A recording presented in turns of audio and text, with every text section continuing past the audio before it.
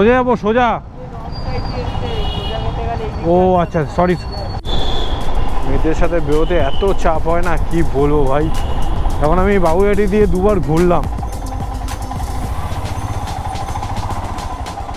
কোন চুলে থাকিস? হ্যাঁ আমি ঘুরে বেড়াচ্ছি এখান থেকে 1 ঘন্টা ধরে। বাচ্চা মেয়ে তুই জানিস এখানে লোকজন ভাবছে আমি হলো মানে টেরিস ঢুকেছি। আরে আর কোথায় চাপ পড়ে এবার ট্যাঙ্কে উঠবো নাকি আমি? তোকে আমি এর জন্য বলেছি জিন্স পর। তো hello guys, welcome back to another blog. তো কেমন আছো সবাই? আই হোপ ভালো আছো। আর ভাই শেষ ভিডিওটা দেখলে তো কেমন করে পাইপ গোছালো মুখে, মানে কি বলবো। আমি ভাবনা চিন্তা হওয়ার আগেই মানে পাইপটা মুখে গুঁজে দিয়েছে আর ওই অবস্থা। তো ব্যাপারটা হচ্ছে কি, দেখতেই পাচ্ছ আজকে হিমায়কে নিয়ে বেরিয়েছি আর যাচ্ছি একটা বান্ধবীর সাথে দেখা করতে। আমি এতক্ষণ রিক্স ফ্যাক্টরে চালাচ্ছি গাড়ি, এখন পর্যন্ত রিক্স ফ্যাক্টরে চালাচ্ছি, কারণ লাস্ট আমি এই গাড়িটা নিয়ে বেরিয়েছিলাম আসানসোল কলকাতা। তারপরে গাড়িটা ঢুকিয়ে রেখেছি আর পেট্রোল আমার সেই মুহূর্তে না আর ভরা হয়নি, রাত্রি হয়ে গেছিলো। আর দেখতেই পাচ্ছ এমটি, পুরো ট্যাঙ্ক পুরো এমটি আছে। আর রিজার্ভে আমার 150 কিলোমিটার চলে গেছে, এই পর্যন্ত 150 কিলোমিটার চলছে রিজার্ভে। তো আমি জানি না কখন পেট্রোল শেষ হবে, গাড়ি বন্ধ হয়ে যাবে, সেই জন্য ভয়ে একদম 5 নম্বর গিয়ারে আস্তে করে চালাচ্ছি। একটা লিমিটের পরে পেট্রোল পাম্প চলে আসবে, তো পেট্রোল ভরাবো গাড়িটাকে, হিমায়কে। তো অনেক দিন খেতে দিইনি, খারাপ লাগছে, তো সেই কারণে একে খেতে দেবো আজকে, পেট্রোল ভরাবো ভালো। আমি নর্মালি এতটা এক্সটেন্ডে রিস্ক নিই না যতটা আজকে নিচ্ছি হিমায়ার সাথে।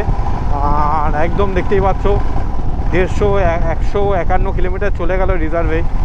এবার মানে বুঝতে পারছি রিজার্ভে কতটা চলে, কেন রিজার্ভে এই গাড়িতে না 5 লিটার রিজার্ভে থাকে, যেটা এই কাটায় শো হয় না। বাট বাকি তোমার কাটায় 10 লিটারটাই শো করবে। তোমরা এত ভালোবাসা দিচ্ছ হিমায়ের সাথে ভিডিও, সেই জন্য ভাই তোমাদের ভালোবাসার কাছে এনে দিতে হবে, আর সেই কারণে নিয়ে বেরোনো। অবশ্যই তোমরা যারা নতুন আছো অবশ্যই একটা লাইক করবে, ভিডিওটা ভালো লাগলেই চ্যানেলটা আশা করি সাবস্ক্রাইব করে দিও, আর বেল আইকনটা দাবি দেবে, তাহলে নতুন নোটিফিকেশান, নতুন ভিডিও আপলোড করলে তোমাদের কাছে নোটিফিকেশান চলে যাবে ঝটপট।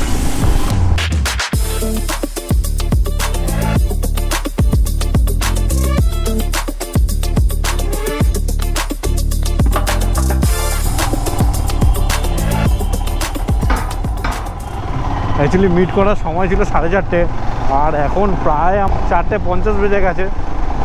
সে তো একদম রাগ করে বোম হয়ে যাবে, কারণ এতটা ডিলে করেছি, এতটা করেছি। আমাকে বলে যে তুই যদি লেট করে আসিস তা বাড়ি চলে যাবি, কিছু করার নেই ভাই, আমাকে ওকে গিয়ে ক্ষমা চাইতে হবে।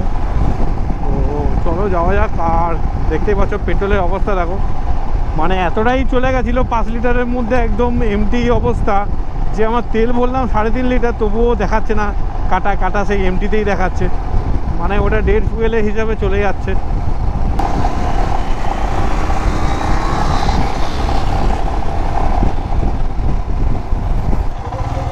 তো এই ভাই হিমালয়ানে একটা ভালো জিনিস কি, ফিল্টার ট্রাফিক করা যায়, আরামসে ফিল্টার ট্রাফিক করা যায়, আর খুব এটা সুবিধা।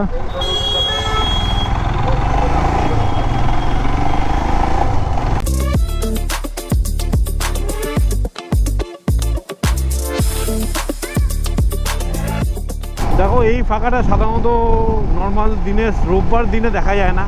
আজ বিশেষ করে ইন্ডিয়ার ম্যাচ আছে বলে কেউ ঘর থেকে বেরোয়নি, সব ম্যাচ দেখছে।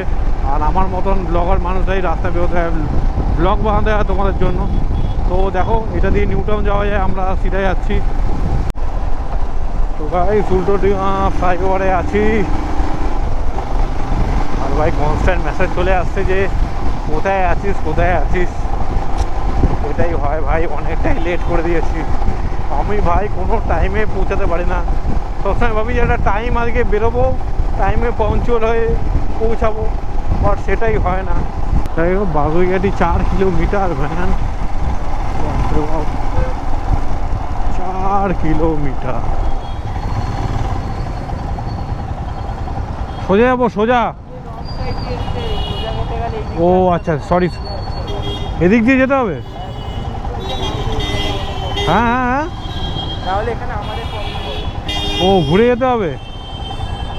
যা ঘুরবো কি করে, আবার ঘুরে হয়ে যাবে, ঘুরে এদিকে ঢোকা যাবে।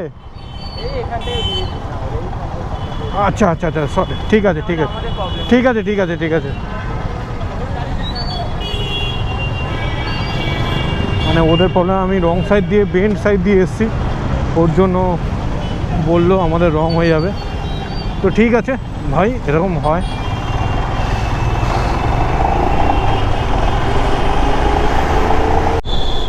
মেয়েদের সাথে বেরোতে এত চাপ হয় না, কি বলবো ভাই।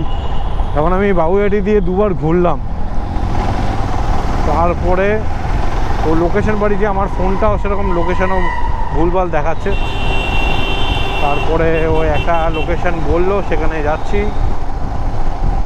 তারপরে দেখা করব। চলো, ঢুকে গেছি ম্যাম। আর এ তো লোকেশানই দেখাতে পারছে না, এখনও মনে হচ্ছে ওখানে আছে সার্চিং ফর জিপিএস। এই জিপিএসটাও খারাপ হয়ে গেছে মন বলছে।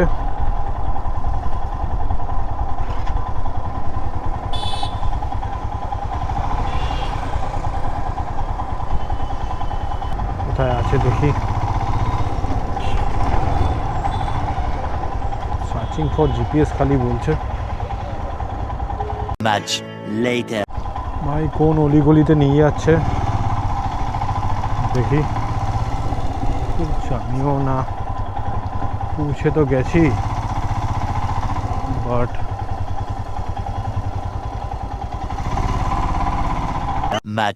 much later.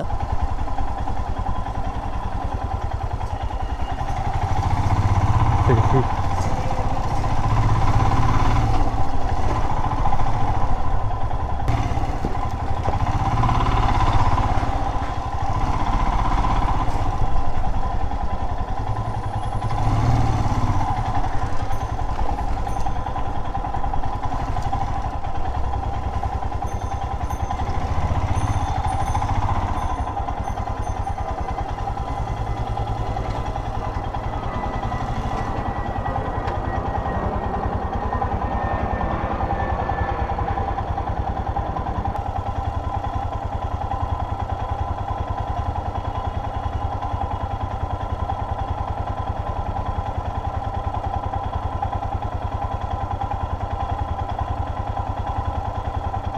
$75 years later.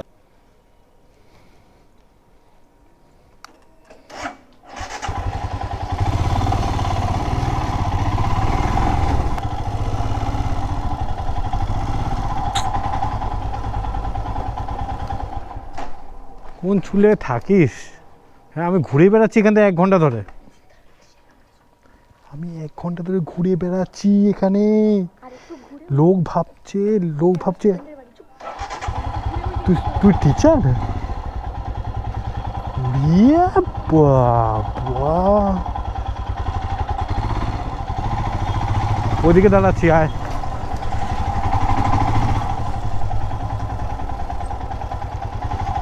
তো ফাইনালি আমাকে এখানে এমন করে ঘুরছি ভাই, আমাকে লোক ভাবছে যে আমি হয়তো মানে কিছু খুঁজছি, মানে রীতিমতন মানে একটা বাজে ব্যাপার লাগছে। আর আলটিমেটলি সে আসছে, আর সে এসে দেখি কোথায় যাই। ও ভাই, হেলমেট চেঞ্জ করবো? আরে এটা ভালো হেলমেট, তোর জন্য হেলমেট ক্লিনার লাগিয়েছি আমি। জীবনে এটা হেলমেট ক্লিনার লাগাই না, শুধু তোর জন্য, তোর মেকআপের চুল খারাপ হয়ে যাবে বলে হেলমেট ক্লিনার দিয়েছি। আরে গলাবি, গলিয়ে জাস্ট পড়বি না। তুই টিচার? বাবা, দেখে তো মনে হয় না তুই টিচার রে। বাচ্চা মেয়ে। তুই জানিস এখানে লোকজন ভাবছে আমি হলো মানে টেরিস ঢুকেছি। হ্যাঁ, আমি মোটো ব্লগার ভাই। শোন না, মোটো ব্লগার ভাই, এরকম ইনসাল্ট করিস না মোটো ব্লগারকে। বাস ঠিক আছে, এটা ভালো আছে, আমার কানে চাপ খুলে দে। আরে আমি বুঝে তোর জন্য এনেছি রে। আমি এবার ব্যাপারটা হচ্ছে লোকেশন আগে চেপে বস। আরে আর কোথায় চাপ পড়ে, এবার ট্যাঙ্কে উঠবো নাকি আমি? ঠিক আছে, তোকে আমি এর জন্য বলেছি জিন্স পর, তোর সুবিধা হবে। আরে ভাই দাঁড়া, ট্যাটটা দেখি, ঠিক আছে নাকি? হ্যাঁ তুই ওই লোকেশনটা মার। আমি লোকেশন মারবো? হ্যাঁ তুই লোকেশন। জিন্দাই গিয়ে পৌঁছাবি না। চল ঠিক আছে, চল নিয়ে যাচ্ছি। ভাই আমার ফোনে লোকেশন দেখাচ্ছে না রে। স্টেট তো গাড়ি আছে রে। আচ্ছা এদিকটা। তুই কি বলছিস রে? তুই পড়াস? তুই পড়াস? কারণ আমার বয়স এই 50-60। 50 না, আমি গেস করলে 30 এর মধ্যে। আমার গেসিং পাওয়ার খুব ভালো। হ্যাঁ সে বুঝতে পারছি। কোন দিকে যাবো? এই দিকে। কোন দিকে এই জানিস তো? ঠিক জায়গায় নিয়ে যাচ্ছিস তো? কোন মানে কোথায় থাকিস? আমি বাবুবাড়ি দিয়ে আসলাম, বেশ আসলাম, এখানে গিয়ে আমি গোলক ধাঁধা হয়ে গেছি। এই গলি দিয়ে পেয়েছি, দেখি একটা জায়গায় আসে। আমি ভাবলাম বোবা ধরলো নাকি আমাকে। আমি একটা ঘুরে ফিরে একটা জায়গায় আসছি, ঘুরে ফিরে একটা জায়গায় আসছি। হ্যাঁ বাড়ি কোথায়? আমার বাড়ি বেহালা রে। আর বেহালা থেকে এত দূর এসছি, কোনো ছেলে আসবে না রে। হ্যাঁ ভাই, আমি তো গল্প বলছি রে। কি কত দূর থেকে? বল না, সিকিম থেকে এসছে তোর সাথে দেখা করতে। বল সিকিম? কি সিকিম থেকে এসে আমার সাথে দেখা করতে? না বল, এরকম একটা ডিস্টেন্স বলবি তুই আমাকে। বিকেল 4টে অবধি বসে এখানে ইন্টারভিউ দিয়েছি, বলছে কালকে তোমার জয়েনিং লেটার দেবো। আর আজও দিয়েছে, কালও দিয়েছে। তো আমার এই চত্বরটা কি বলবো, এই চত্বরটা আমার চিরস্মরণীয়, সারা জীবন মনে থাকবে এই চত্বর। আর তুই যে এই চত্বরে থাকিস কে জানে।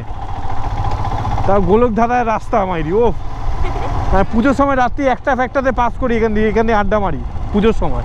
কারের যাবে?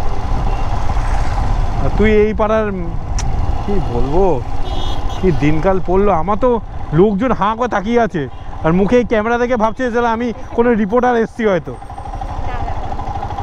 সবাই তো মানে কি, আরে গরিব ব্লগার হলেও এরকম করে কেউ আমার সাথে? গরিব। ক্যামেরাটা খুলেই আসতে পারছিস? আরে ক্যামেরা তো চার্জ শেষ হয়ে যাবে এক্ষুনি। মিনিট ধরে একই জায়গায় ঘুরছে, বিশাল ব্যাপার। চলো ও ভাই, এই গেলাম এই গেলাম। কি সিগন্যাল করছে বলো তো? 1 hour later. ভাই গোপ্রো চার্জ শেষ হয়ে গেছে, কিন্তু ভাই ফিরছি তো। আজকে ইন্ডিয়া নিউজিল্যান্ডে ম্যাচ ছিল, তো ম্যাচ পুরো একদম জিততে গেছে। আর সেলিব্রেশন দেখো না, সব ম্যাচ নিয়ে বসে গেছে। জাস্ট ইন্ডিয়া জিতে, মানে একটা অর্ডিনারি ব্যাপার। তো এই আর কি, তো বাড়ি ফিরছি এখন। আর সবাইকে ইন্ডিয়া জেতার জন্য সবাইকে উইশেস। কোনো ব্লগ এখানে এন্ড করছি, অনেক ঘুরলাম। তারপরে অ্যাকচুয়ালি গোপুর ব্যাটারি শেষ, সেই জন্য ভিডিওটা বানাতে পারিনি। ঘুরলাম, ঘুরে এখন ফিরছি, ওকে ড্রপ করে দিয়ে বান্ধবীকে ড্রপ করে দিয়ে ফিরছি এখন।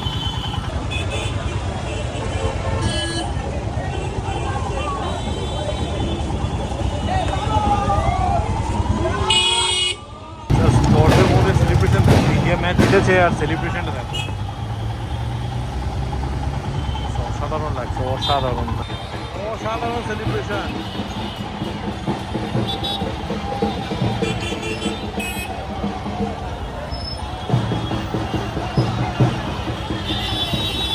ভাই চাম ইন্ডিয়া জেতা।